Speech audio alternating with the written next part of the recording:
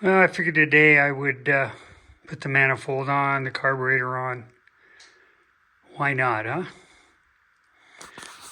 So when I first put it on, I had the carburetor on, I didn't realize that this stud and this stud needed to be the short ones, and I had the long one and the long one in there. And so they were hitting here on the manifold. So I've taken those off. And of course you got to pull this out to get the carb on, to get the thick washers on, which is this guy. Okay, so this all has to come out a bit. Carb goes on, and these thick washers go on here. So I'm gonna play around with that a bit. So that didn't work. So I have to put those studs back to here and back to here. Okay, do that again. You know, I don't know what I'm doing, so I'm learning as I go. So like I said, I'm not sure what I'm doing, and I'm trying to figure it out. So here I'm going to try putting on the thick washers first and seeing if I can. I can't. I got to take those off. Oh, sorry. Hold on. Okay, I'm going to try this where I have the thick washer, block washer, and nut on, and these. See if I can slip the carburetor in now. I don't know. This is weird. Okay, it sort of slipped in. I sort of tipped it in. I tucked it behind those thick washers, was able to push it onto the studs, and now it's hitting on the nuts down here. But as I start to tighten all the nuts up, hopefully this thing will go into position. So we'll work on that. So I'm getting there. I took off the heat shield so I can get in here to get to the nuts. Okay. Okay, it's working. Had to get a headlamp so I can see in here how to get the wrench on. The rest of them, except for that one, should be able to get her going. So, as I suspected, the stud, try to light from under here, is hitting, hard to see, it's hitting on the manifold.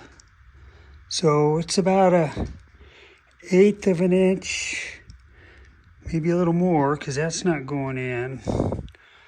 1/8 of an inch too long. How about over here?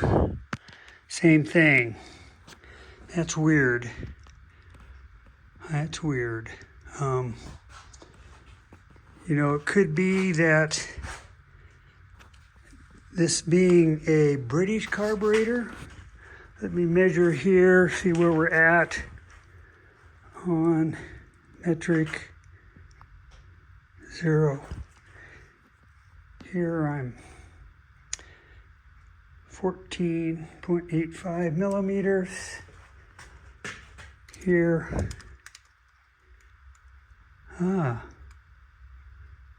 yes, so I'm less. You can see. But I don't think that would change the stud length. And maybe this isn't an original exhaust manifold. So, got to pull it all off again and take a look at those studs. Okay, let's do some more checking before I grind those studs.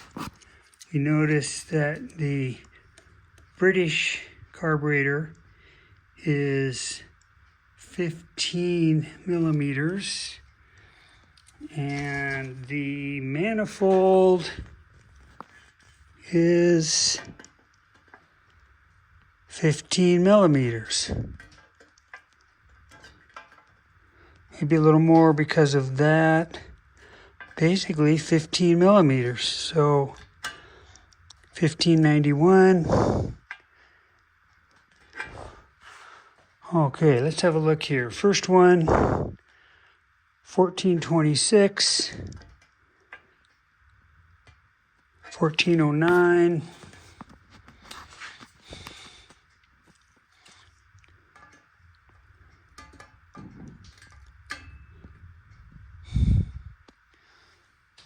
$14.75 and 14 something. Notice a few burrs on here. Let me get those burrs off of there. Okay, there's burrs on all of them, but that should fit. So let me get the burrs off of there. Let me remove a little bit from this stud and this stud. I'll take them out, put them on the lathe, and remove a little bit. Okay, so now if I measure a short one and measure the long one, I need to put the short ones back in here, here, and here. And then it should work. So let's try that again, plus get those burrs off of the manifold. Of course, it never fails when you don't wear gloves. It's not bad, but I'll put a bandage on it. Okay, so 2 long ones, 2 medium length ones here, shorts. This might be a medium long. I have to check that. But these 2 are long because this motor mount goes here. So I'm glad I figured that one out. Almost forgot that. So keep plugging along after I get a Band-Aid. So the burrs probably wouldn't have hurt anything. You can see here that the washer, you can see when I had it on there, it wore the paint. Okay, so there's like that. Now we'll get a little rust here, but it's just a manifold. But I took the burrs off anyway. Okay, let's see where we're at now. Okay, maybe getting a little smarter. So I went out and brought the old head in, put the old studs back in, set the manifold on, set the carb on, and like I saw, it's a little bit of interference here and here. Interesting, even though when I measured this distance on this one and on the old carb, they kind of measured the same, but there's a little bit of interference there, so I need to get the grinder out and work on that. Just to show you, this is another manifold that came with the car, but the bolt holes, these 2 line up, but the spacing from here to here doesn't match this head. So I don't know if that went to a 1600. I don't think so. Maybe it went to a British car. But anyway, I have that one, but I obviously went with the one I have. And I also have a flexible coupling. It'll go on the manifold. So that'll be nice. I remember when I had my 1600, I think I had to pull the engine 3 times and get the manifold welded. It would crack. I think that was typical of those cars. Maybe there wasn't a heat shield. I'm not sure what was going on. I'll do some research on that. But I had to pull it once for a clutch, and then 2 more times for the manifold. So there was 3 times I had to pull the engine. Did that when I was 18 years old in Mom and Dad's carport. That was kind of fun.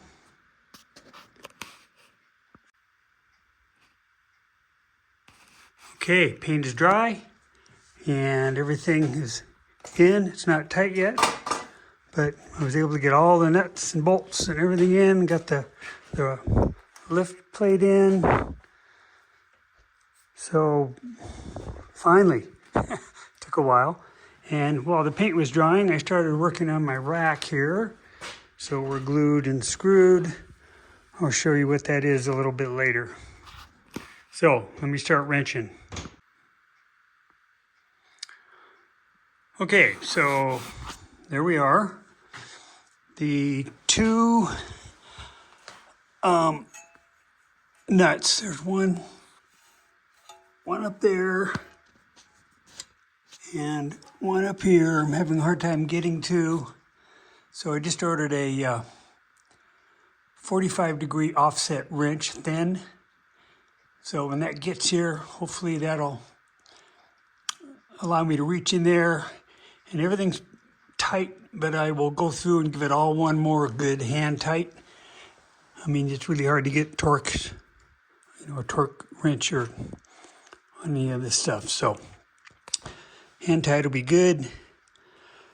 Don't have this in yet, waiting on the hose. I haven't finished the carb lines here, the fuel lines, obviously the throttle cable, all that stuff has to go together. But, it looks pretty good, I think. I like the color, although that's going to, change over time. I do need to clean up the table a bit more. But I'm glad I did that today, because that was a bunch of work, getting that all figured out. So like I said, now I'm just waiting on parts so I can get the whole timing on and get the alternator on and get the distributor ready to go. And that's kind of getting close. Getting close. That's pretty cool. So anyway, there you go. So, surprise of the day, I made this clothing and hat rack, which sits up in the office. Put some clothes over the top, put some hats on here, be able to still sit in the chair. And there you go.